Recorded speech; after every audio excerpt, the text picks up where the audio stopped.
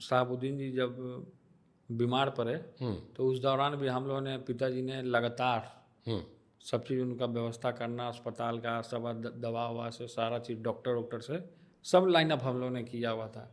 शहाबुद्दीन साहब जब बीमार थे तो सारा देख रेख लालू यादव करते थे। दवा से लेकर हॉस्पिटल तक सब कुछ देख रेख लालू यादव जी करते थे और ओसामा साहब और हिना साहब को भटकाया गया। ये हम नहीं कह रहे हैं, ये तेज प्रताप यादव ने कहा है, एक पॉडकास्ट में कहा है, शुभांकर मिश्रा के पॉडकास्ट में। क्या कुछ कहा है और क्यों कहा है कि ओसामा साहब के आसपास रहने वाले लोग सही नहीं है, हम एक एक करके आपको बताएंगे। आप देख रहे थे इंटरव्यू इंडिया, मेरा नाम हमजा है। देखिए, शुभांकर मिश्रा के पॉडकास्ट में इस बार तेजू भैया आए थे, तेज प्रताप यादव, और उनसे जब शहाबुद्दीन साहब के बारे में पूछा गया, उन्होंने कहा हाँ, हमारे पार्टी से सांसद थे, हमने बहुत कुछ किया, मगर इस बार लोगों ने भटका दिया, बहका दिया और उनकी पत्नी मतलब हिना साहब जी अलग से होकर चुनाव लड़ी। उसके बाद उन्होंने कहा कि देखिए, जब वो बीमार पड़े थे तो हमारे परिवार ने, लालू जी ने सब कुछ किया था, दवा हो, दवाई हो, उसके बाद इलाज हो, हॉस्पिटल हो, सारा कुछ का देख रेख इंतजाम हमारे पिताजी ने ही करवाया था और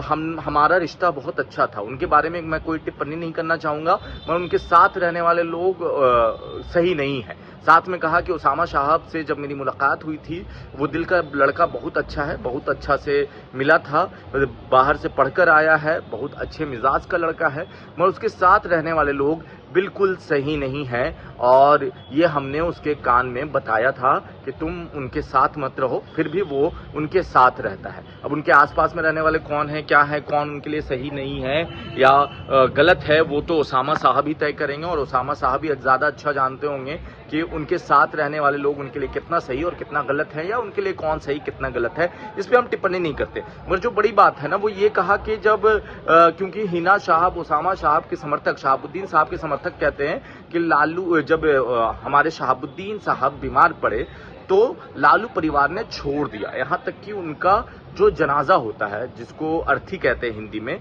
वो शव वो उनके घर पे आ नहीं पाया और उन लोगों ने कोशिश भी नहीं की।